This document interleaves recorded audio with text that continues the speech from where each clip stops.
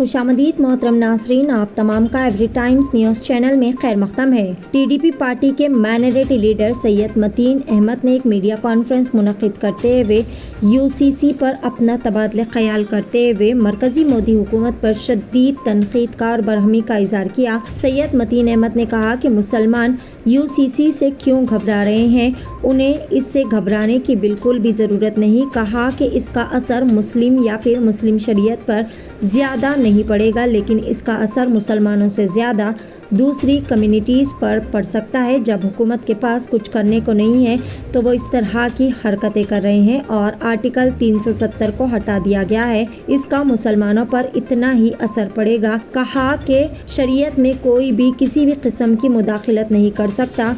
मोदी हुकूमत को कुछ भी समझ नहीं आ रहा है कि वो क्या कर रहे हैं और किस तरह की तब्दीलियां कर रहे हैं। हालांकि इन्होंने कहा कि जैसा कि जमहूरियत में बताया गया है कि मुसलमानों को यह हक दे दिया गया है कि वो अपने हिसाब से शादियां कर सकते हैं।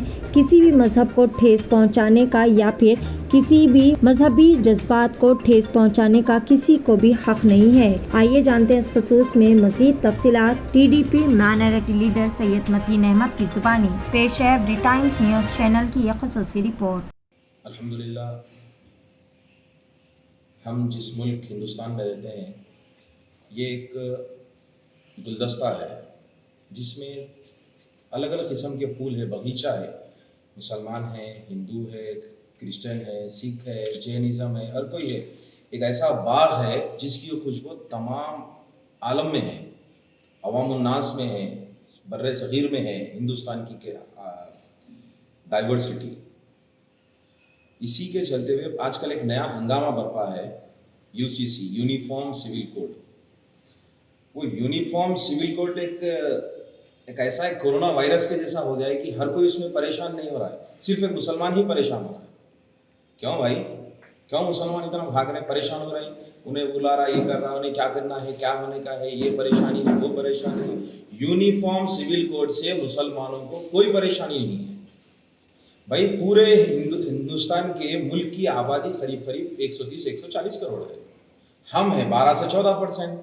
अगर आप ऑन एन एवरेज पकड़ लेंगे तो 12 से 15 करोड़ हमारी आबादी है माइनॉरिटीज़ की। 12 से 15 करोड़ की माइनॉरिटी को जो है ना ज़्यादा नुकसान होगा, तो बची भी 120-125 करोड़ को ज़्यादा नुकसान है।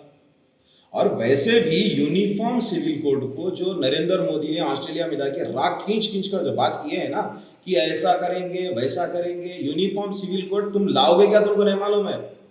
तुमको यूनिफॉर्म सिविल कोड का सही तरीके से अगर मतलब पूछा जाए तो तुमको नहीं मालूम है नरेंद्र मोदी। तुम बैठे हुए हो सिर्फ तुमको ये करना है बोलने पर।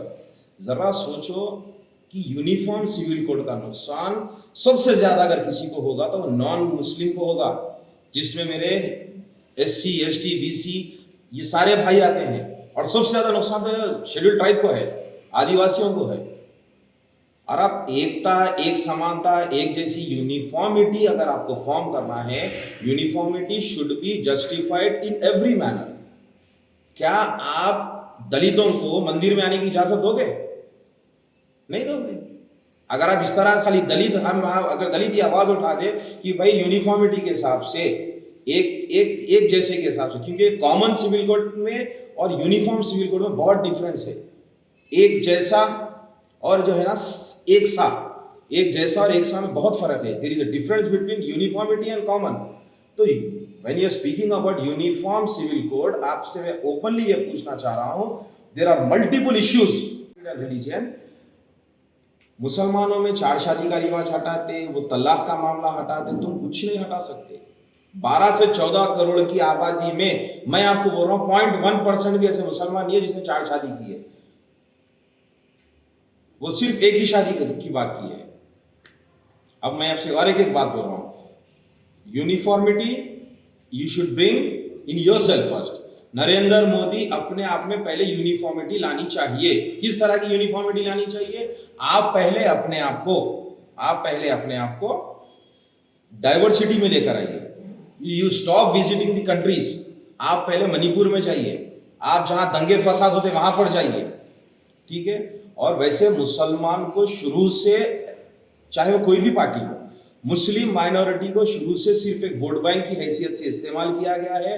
2014 में जब उन्होंने आए थे, आने के टाइम पर वो बोले थे कि जो है ना 3 इश्यूज पर लोग वोट बैंक है। एक था राम मंदिर, दूसरा था आर्टिकल 370, तीसरा था यूनिफॉर्म सिविल कोड।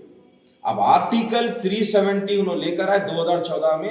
उन्होंने सबसे पहले राम मंदिर लेकर आए। 2014 में राम मंदिर के इश्यू पे उठाए, राम मंदिर लेकर आ गए, ठीक है।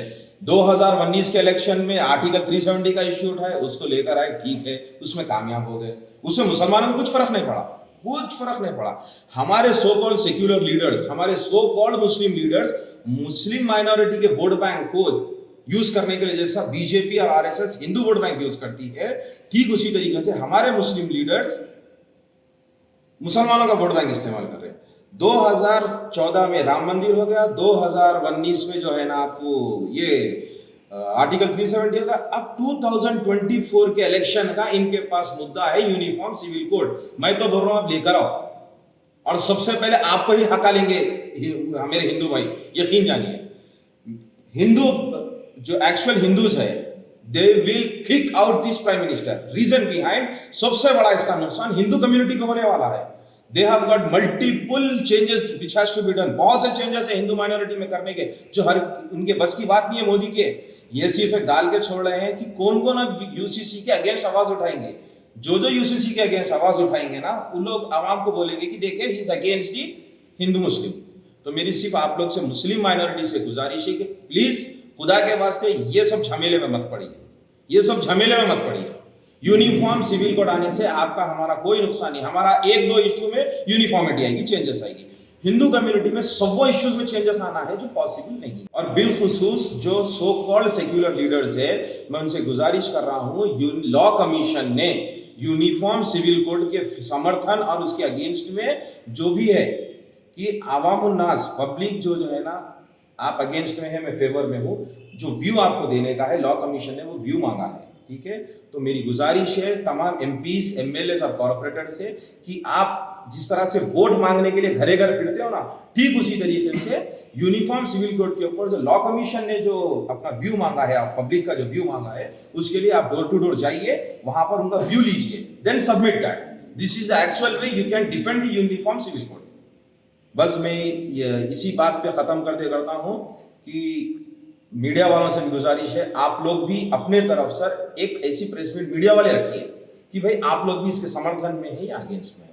और मैं तेलुगु देशम पार्टी की हैसियत, तेलुगु देशम पार्टी के स्टेट माइनॉरिटी लीडर की हैसियत से मैं अपने तरफ से ये बात बोलना चाह रहा हूँ कि तेलुगु देशम पार्टी भी अनकरीब यहाँ पर से बहुत अच्छे पैमाने पे इलेक्शन की तैयारी कर रही है।